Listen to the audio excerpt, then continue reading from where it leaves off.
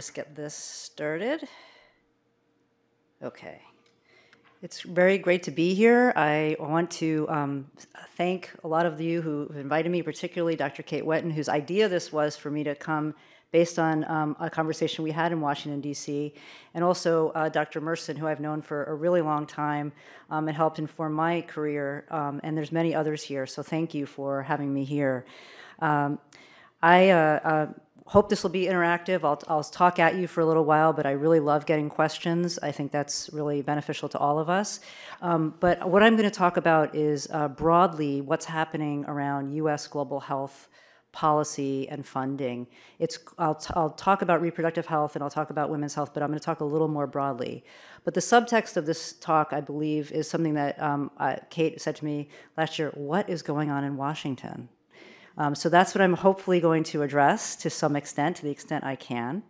I should just let you know that I work at an organization called Kaiser Family Foundation. Some of you probably know who we are, but for those who don't, we are an independent, nonpartisan foundation that does research and analysis. We really strive to be objective and to present the data and let the data tell their story. We are not affiliated with Kaiser Permanente. And really our job is to provide this kind of information on a range of issues. I'm not talking about domestic health policy today, but we also do work on the ACA, so I'm happy if any questions on that come up. Okay. So just as a step back, big picture reminder, the U.S. role in global health, and this is why we're talking about this today, is quite unique and very outsized. Here's just some examples of the types of things that our government does in global health. And when I say outsized role, outsized work that the U.S. does, it's for a lot of reasons. The U.S. is the largest donor in terms of the amount of funding it provides. The U.S. is fairly unique as a donor in terms of the reach it has in countries. It has staff in many countries. It has programs in countries. It provides a significant amount of technical assistance to country programs, to multilateral agencies, through lots of partnerships. It really has a footprint, a global footprint that is quite expansive. So when the U.S. changes its role, it can have quite an outsized impact. And that's really the reason, that the impetus for talking about this. So I'm going to talk about where we were, where we are, and where we might be going. So where we were, some background. A lot of you probably know this, but I was fortunate to be working in global health because I started my work way before this, but we reached a point in time in 2001-2 where a very rare policy window opened up that allowed for the creation of PEPFAR. And there were other things that were created at that time, but I really want to mark the creation of PEPFAR, the President's Emergency Plan for AIDS Relief by George W. Bush, during his first term, as a very, very significant moment in global health. You don't get those kinds of policy windows very often, and they don't always work out, and that one did. And it helped start what a lot of us in global health call the golden age of global health. Funding went up significantly, attention went up significantly, and many of the gains that we just heard about some of them started before this, but others came because of this. It was a very dramatic moment in time looking back historically. In the U.S., also what was fascinating to watch was a persistent and strong bipartisan support across administrations and in Congress for this work at a level that was engaged and important and sustained and increased the response. There was a pretty supportive public opinion climate, and I'll talk a little bit more about that, which is important. But there were some beginning fissures. It wasn't all a rosy picture. It's easy to sit here today and say it was all perfect then, and it's not now. I don't think that was the case. There were some signs of potential fatigue. The financial crisis that began in 2008, I'll show you a slide. You can see the funding leveled off. A lot of the congressional champions that were there in the beginning when the Global Fund was created, when PEPFAR was created, were gone. And there are larger questions about what is the future of the global health response by the U.S. and others. What does sustainability mean? How are we going to shift our programs in the future? What is country ownership? Are we going to keep focusing on infectious diseases or broaden the focus? So these are some tough questions that were already beginning to take hold in the community. And so going into the election year, before the results of the election, I think many of us who are observers of the policy world and working in it, myself included, we felt that whoever got elected, what was likely to happen were there'll be some changes at the margins. In fact, that's mostly what policy is. The policy window that created PEPFAR was very unusual because it wasn't a change at the margins. It was a fundamental shift, and that's very rare. So we thought there'll be some changes at the margins. And just to give you some history and visuals, this is a historical look at US global health funding from 2004 to 2016, so before the election. It's pretty dramatic for a couple of reasons, and I could have gone further back. The increase is very steep in those first few years, very, very steep. And that drove not only US foreign aid going up in that period, but it drove the global picture. And then you can see where it starts to level off, but it leveled off at a pretty high level. And so it was sustained.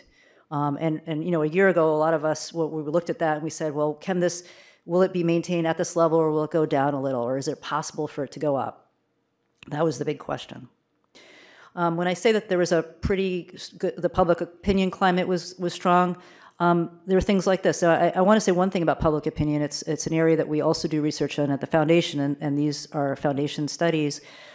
In areas like global health, you don't have a groundswell of public support coming forward and saying, please, please do this work, you know, internationally. But really what you look for is this the kind of, is it a voting issue, or is it an issue that has negative repercussions for the policymakers? And in general, what we find, it's not really a voting issue except for a small subset of people, but it often doesn't have negative repercussions. People like this stuff. What we found, and this was before the election, majorities of Americans saw that there should be a major international role for the US, including in health.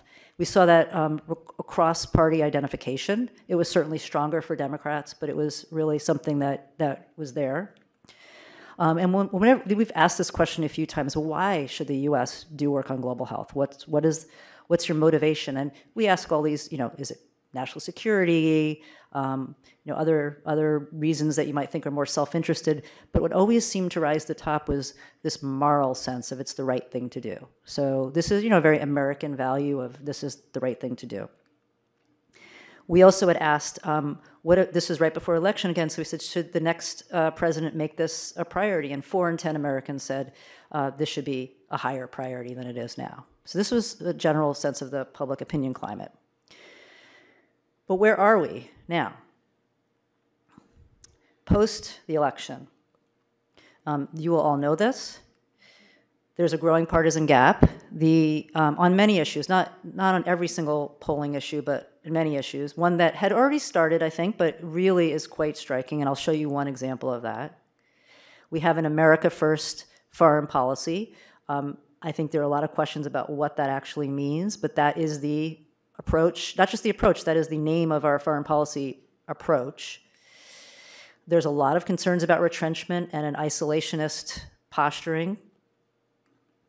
So what is the fate of global health in this?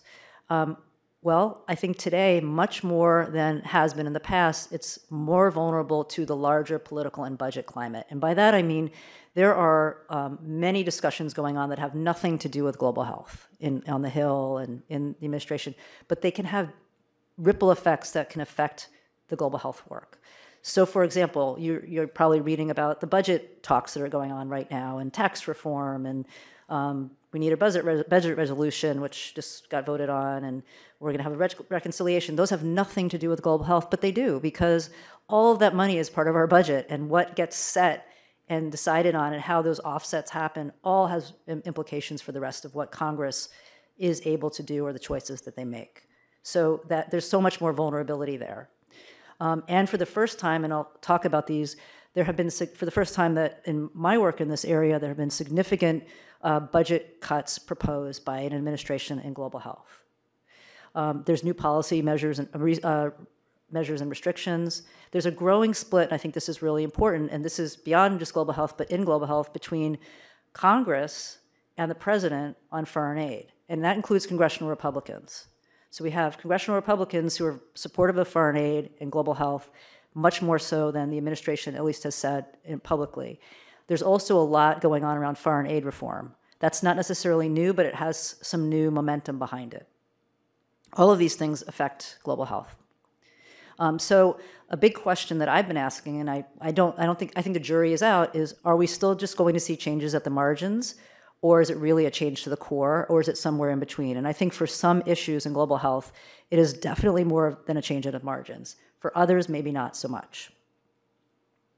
Here's one slide. This is from Pew that I thought was really interesting, looking at the growing partisan divide in the view of the U.S. role in world affairs. And just basically the important thing to notice is the side on the right is looking at Republicans and Democrats on should there be an active, engaged role. And what you see is there was a pretty much of a convergence. They were in the same place. There really wasn't a partisan divide for many years until recently. And now Democrats kind of flipped, saying, yes, we should be much more active versus less engaged, and Republicans have stayed where they are. So, and something that had been relatively, there had been coherence on it, there's now much more of a partisan divide. This is just one example. You can find others like this. And I think it's just interesting that this is happening kind of in real time right now. So, when I said there's been budget cuts proposed for the first time, this is that graph that I showed you before. And I want to draw your attention to 2 points on it that I've added, 17 and 18. 17, it's kind of a remarkable thing, right? It's remarkable in so many ways, and a couple I'll point out. 17, what you notice, it's a little higher actually than 16.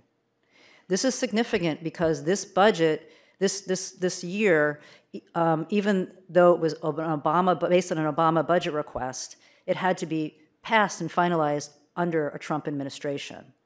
And even though it wasn't the budget that the Trump administration had proposed, they tried along the way to suggest cuts. And Congress not only said, no, we're not going to do those cuts, they actually increased in a couple places. And for those of you, this is kind of inside baseball a little bit in terms of the policy making, sausage making in DC, but what you probably have heard is in the last several years, Congress can't decide on a budget, and they just keep passing continuing resolutions, right? So they basically say, we'll just keep the government going, we'll continue where we are. That's what we're doing right now.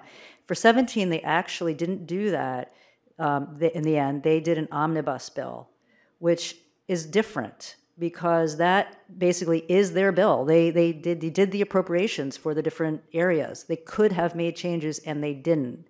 So in a way, it was them taking some ownership of the budget and saying, this is what we want. And on global health, that was good. This is the result. So I just wanted to point that out. That happened already. At the same time, the president was putting out his first budget request. And as you can see here, it was a significant decrease in the request. That's really never happened before. And I'm going to show you on the next slide, every single area of global health had a proposed cut. And I'll talk a little bit more. I'm going to talk more in depth about PEPFAR and family planning. PEPFAR and HIV are the biggest area of the budget, so the cut was a lot of money.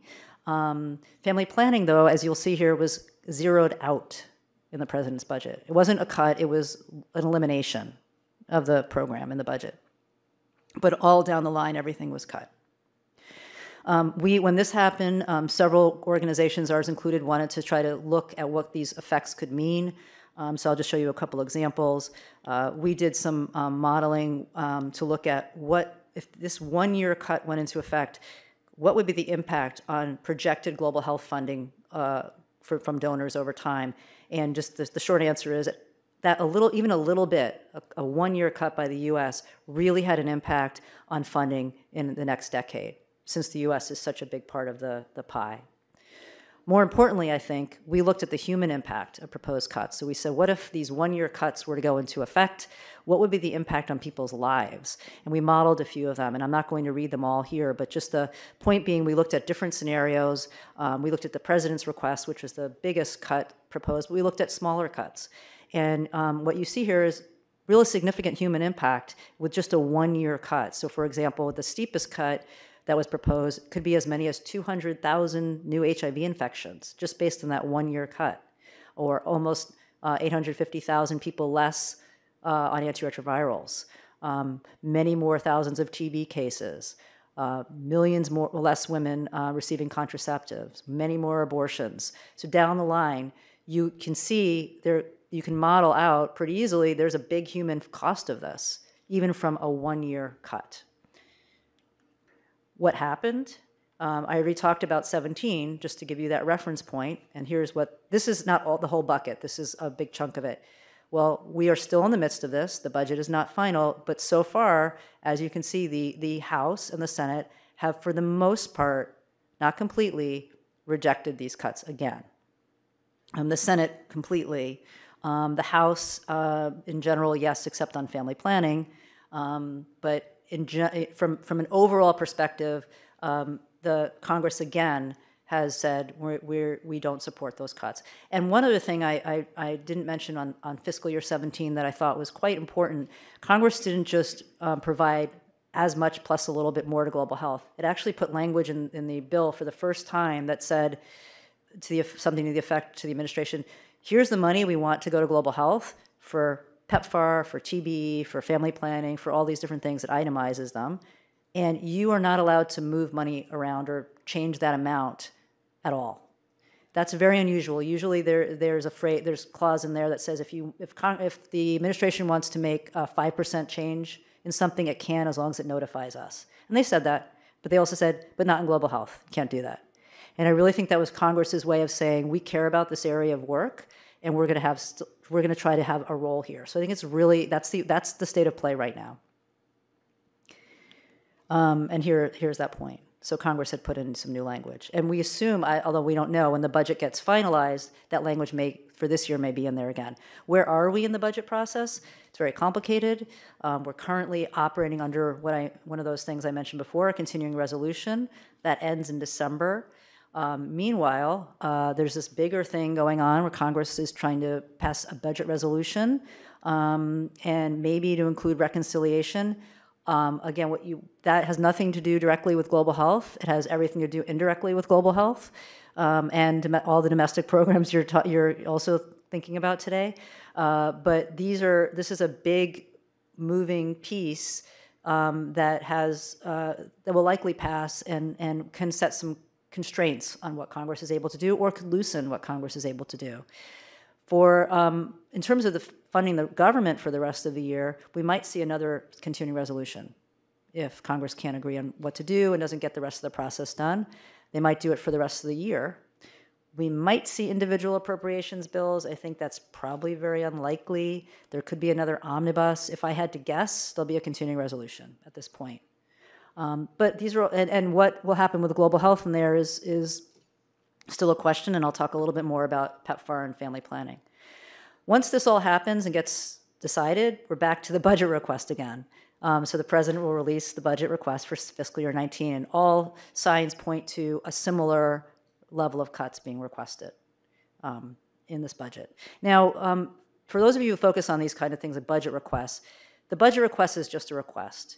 No one expects that to actually be the final enacted amount of funding for a government. But it's a policy statement. It's a message. It's really where an administration and a White House puts their priorities, and even knowing that there's going to be a back and forth and that Congress plays an important role there. I think what was striking is that the priorities were so different than had gone before, marking a real departure. I wanted to go a little deeper on both PEPFAR and family planning because I think they're two areas that deserve a little more attention, not more than others, but right now I think there's more in play with them, certainly with family planning. This is the cut that was proposed for bilateral HIV funding. There was also a cut proposed for the Global Fund. On the Hill, both the House and the Senate bill thus far have restored all the funding for PEPFAR. They're bringing it back to where it was. They rejected that cut. But here also I wanted to show you the trend over time, just seeing the dramatic rise in funding. This actually drove the U.S. global health budget as well. This is really what's driving the U.S. global health budget. It's the biggest part of the budget.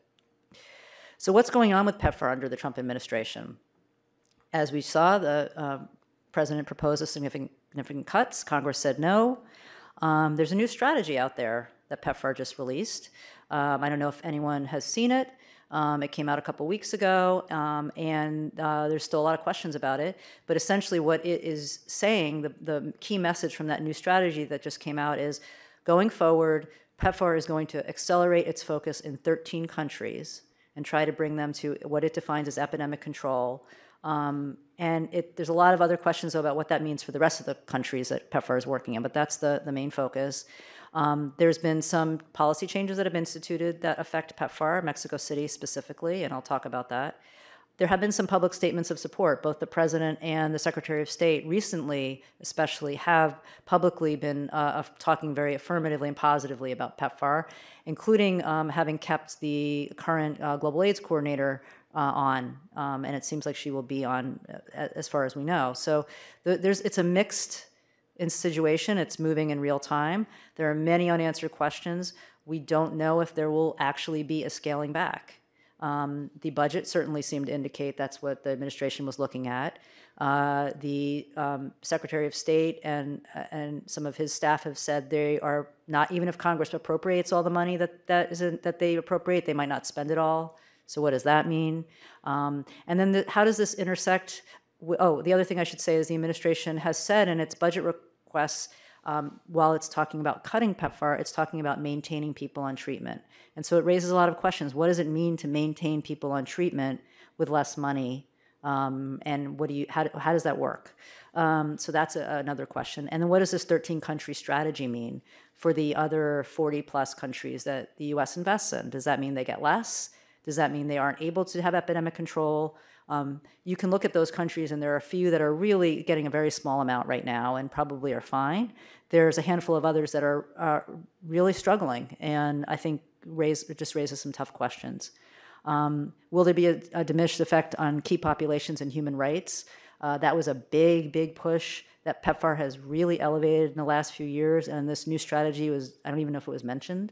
It's just not on the forefront, at least in the strategy part in the DC conversation. And then how will the expanded Mexico City policy affect PEPFAR is another question that's out there. So going right along to family planning. This is the history of family planning funding. The long history of family planning funding is also pretty fascinating, going way, way back, because you can actually see the impacts of different administrations pretty striking way. But I wanted to show you this mainly to show you the budget request here. This is that last bar. You don't see a last bar because there is no last bar because the request was zero. And that's just to give you that's about, as you know, $600 million, just zeroing out the program. So what has happened so far under the administration? On the first day, as we've heard, the first business day, the Mexico City policy was reinstated and expanded. There was a proposal for significant funding cuts, not just the zeroing out of the bilateral program, but also invoking the Kemp-Kasten provision, which is in congressional language, to prohibit funding going to UNFPA. So it's these are different things that have been done, and they all interact with each other. The budget proposal was a proposal to zero out the program. That has not happened. That's in play, but it's not going to be zeroed out. But the UNFPA funding ending has been done. That is done, and that is expected to continue for this administration. And Mexico City is in place. But these all have interactive effects. So there's many unanswered questions in this realm as well. What is the future of U.S. support, particularly in Congress? And I want to say a little thing about this, because what's happened up until in the last 8 years, when Obama became president, he his funding request for family planning was higher. And in that first year, when he had the Congress was Democratic, there was more funding for family planning, which I think raised the base amount. I could probably go back here. You can see there. And then what happened was there was this dance that was done every year. The president would request a certain amount of family planning. The House bill would be a little below that. The Senate bill would be a little higher, and they would basically end up at the same place. Usually there was a CR, so it just kind of continued anyway. But that was the way it happened. And at the end of the day, you had a White House that wanted the levels to at least stay where they were, if not go higher. Now, as I mentioned, the president has said no money. What the House did was basically ignore that and come out with its own number at that lower level that it has been doing. So playing that same, so they came out with the lower number, the Senate came out with the higher number, and we assume it'll be somewhere in between, but we don't know. And the calculation's a little different now because you don't have the White House engaged in the same way. So we just don't know. Likely to be a CR. If the U.S. cuts funding, and they already have at UNFPA, who can fill that gap? That's a question that's being asked. And how will the policy restrictions that are in place affect health outcomes? So I want to just say a little bit about the Mexico City policy. It's very hard to understand, and a lot of people don't understand all the details of it. So maybe if you have questions, we can talk about it. But it was first announced in '84 under the Reagan administration, and it's been rescinded and reinstated along party lines ever since. By our estimate, it's been in place for about 17 of the past 32 years. As I mentioned, President Trump reinstated it on business day one. It's now actually called Protecting Life and Global Health Assistance. Opponents and advocates call it the Global Gag Rule. And you can see why they call it that when I read to you. Here's what the policy is doing.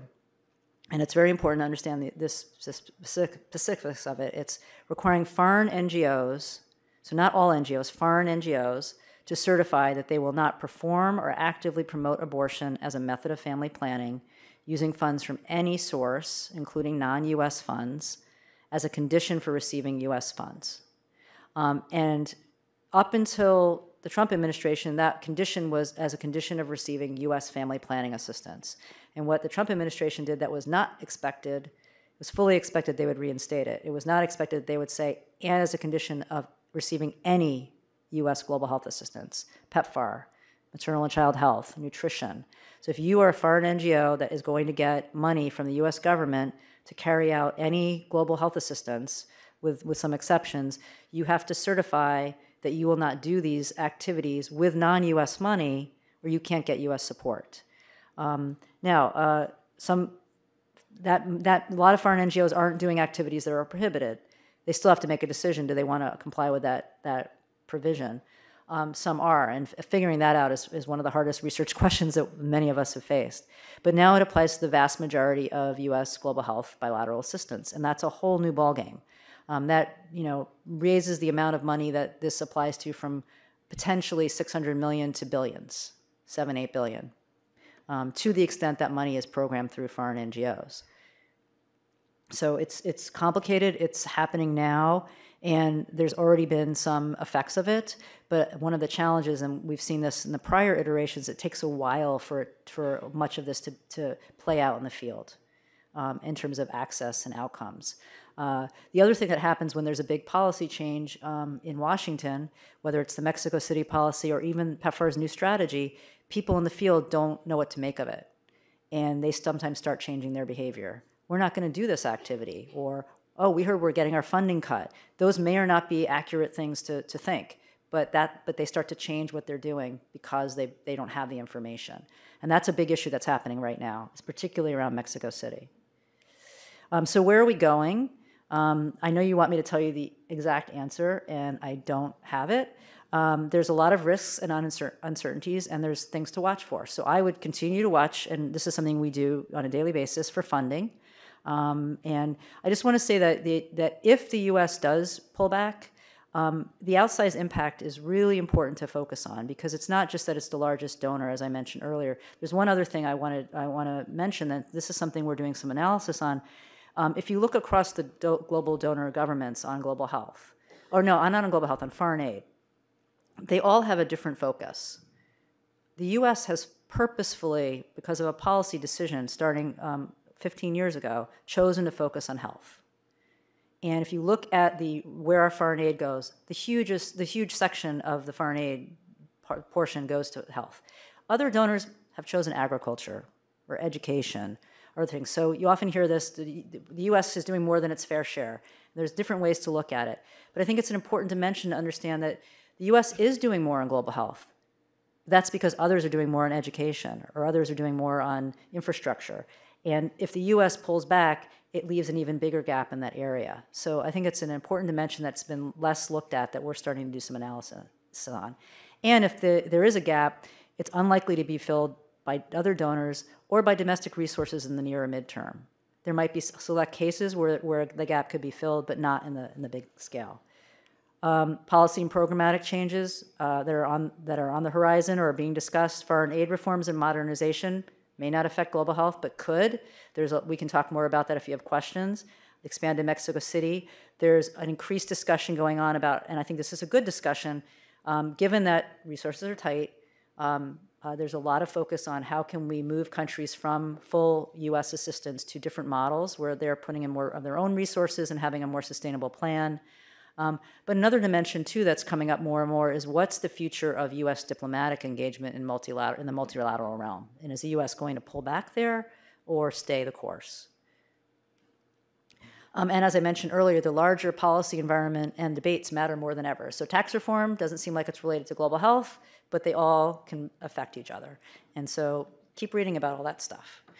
So I'll leave you with two things. This is where we are now. And I was trying to think of a good picture to describe this, and I couldn't really find one. But then I had this idea that it's kind of, this is an earthquake, the waves that come, and so there's stuff there's pre-shocks, then there's a big shock, and there's aftershocks.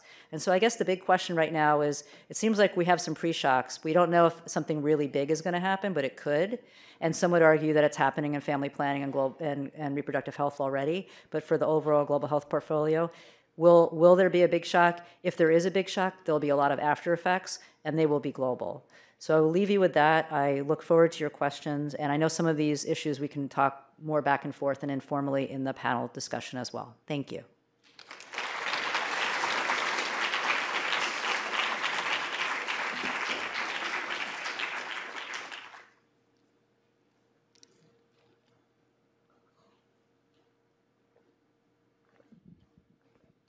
If anybody has questions, they can come.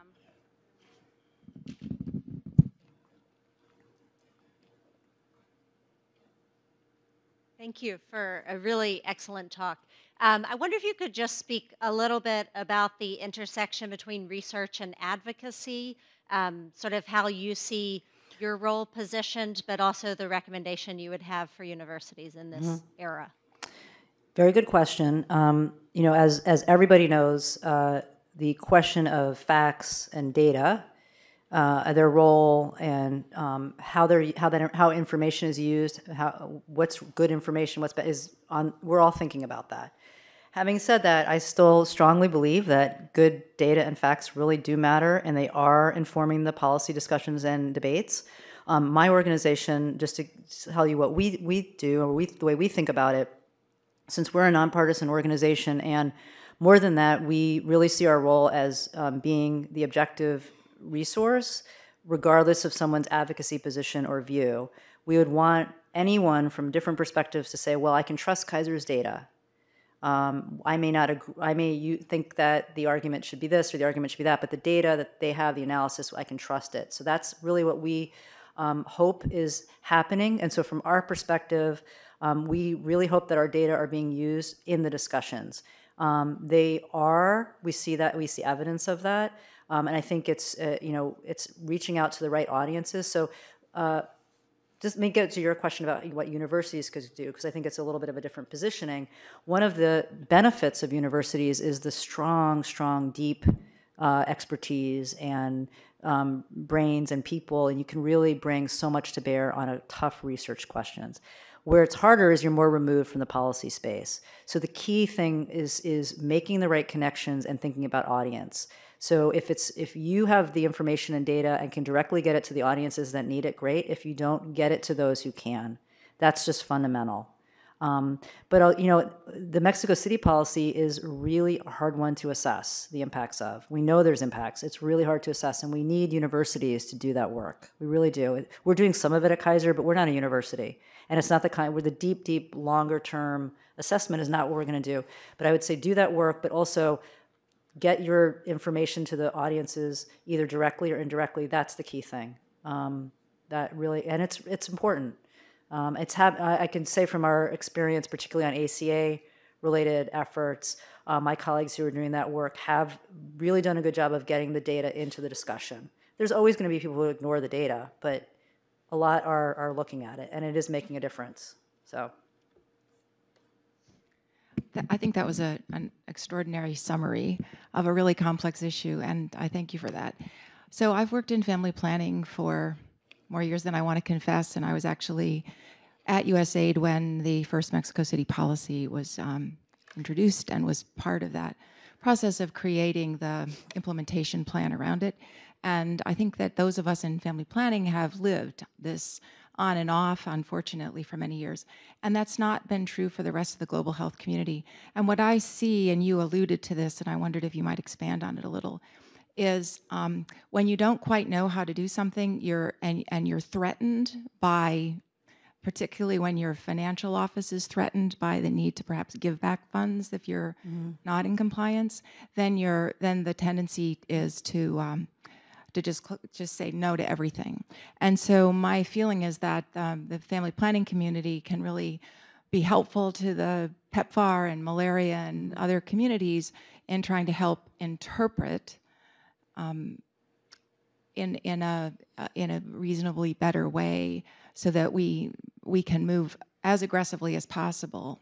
And I'm not sure if I'm clear on my question, but if you could just expand on that a little bit, like what can we do as a community to really enable ourselves to the best of our abilities to mitigate Yeah, no, it's the a great harm? question. And when this happened, I mean, the experts on this is the family planning community. That's the community that has been at the forefront of having to manage these back and forths, what they mean, and the real impacts it's had since 1984. I mean, that's and I didn't mention this, but two other important things. First of all, U.S. law already prohibits funding of abortion, so this is not about that.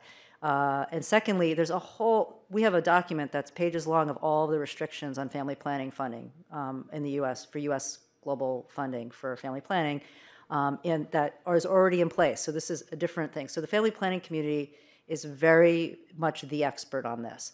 So when this came out, a couple things happened, at least in DC, that I thought were positive.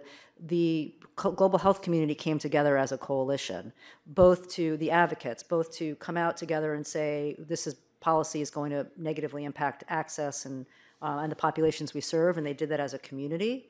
And they also started working together. So there's a good group of them right now that are working as a coalition, both to do on the advocacy side, but also on the TA side. So what is it that organizations, NGOs need to know? How can they get that information there out to them? And that includes all the, HIV groups, neglected tropical disease groups. I mean, it's really the gamut. And I think the community is trying to do that. But where it's harder is in the field. And I think any organizations that have field presence can really help in that regard. I think one challenge is even the prior iterations, and you probably know this, even for the family planning organizations in the field, there was a lot of misinformation. And it's hard enough to figure it out in Washington, and the governments aren't always the best voice for trying to explain their policies. So by the time it gets to Kenya, it's not very clear. So as an example, I was talking to somebody in South Africa who said they heard that somebody said that a Global Fund recipient was going to lose their money because of the Mexico City policy. Well, Global Fund is exempt from the Mexico City policy, so that's not going to happen. They're not going to lose their Global Fund money. But that was the information they had. And I think that's real. I don't know the answer, but what you said is so important, and it is happening. Probably not at the scale it needs to happen, because these organizations are also trying to survive and deliver services. Yeah, good question. So I'm Katie Early from IPass. We're a global safe abortion organization working on reducing women's reliance on unsafe abortion. Some of you may know our organization headquartered in Chapel Hill. So two things on the mitigation issue. One of the things that we've been really calling on are other donors, even if they don't have the outsized impact, to hold their grantees accountable for understanding what the policy is, how far they can go, and it's certainly not the total remedy, but something that will take us part of the way. And many of you may know about the She Decides initiative that was started by a member of parliament from the Netherlands. That's an entity or an initiative that's going to take some of that leadership, I think. And the other is on the research question. Universities absolutely well positioned to do this deep research. And we encourage you to look to organizations like FHI and IPass who have field presence and can bring you the actual stories, what's happening on the ground, and do that in combination.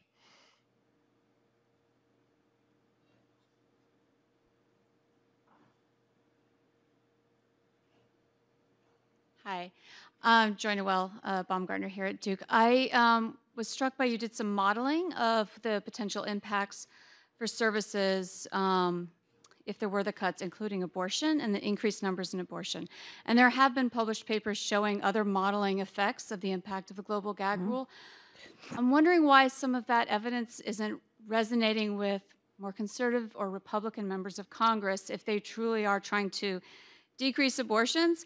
Why would they want to impact the family planning funding when we know that there's a correlation? Are there ways that we can better communicate some of that modeling evidence to garner more support for family planning or reproductive health funding?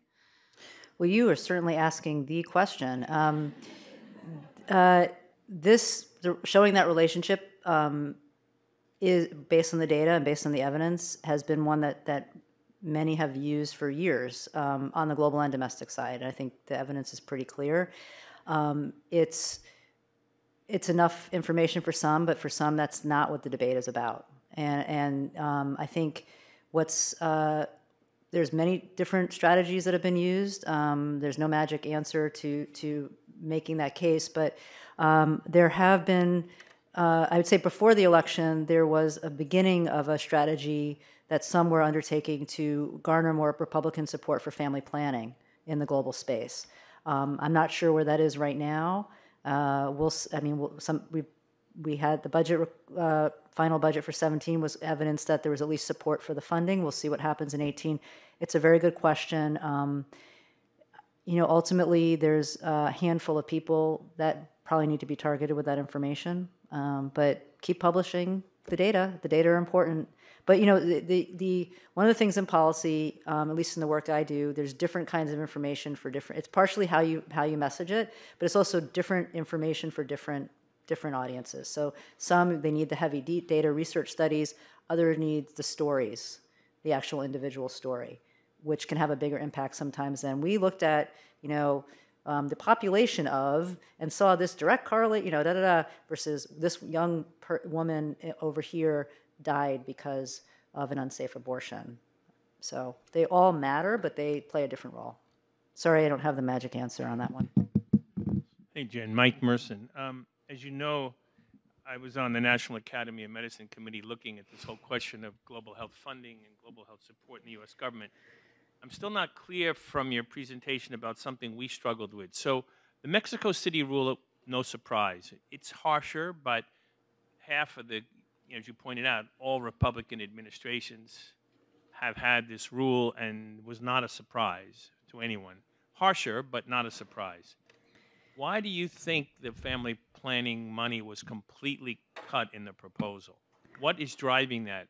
Is it just simply to appeal to the base, in which case there might be more flexibility in reversing it, or is it around abortion? We couldn't figure out what was driving it. In contrast to the Mexico City, which was clear, it's an abortion issue, and it's been an abortion issue for years. Can you speculate on that?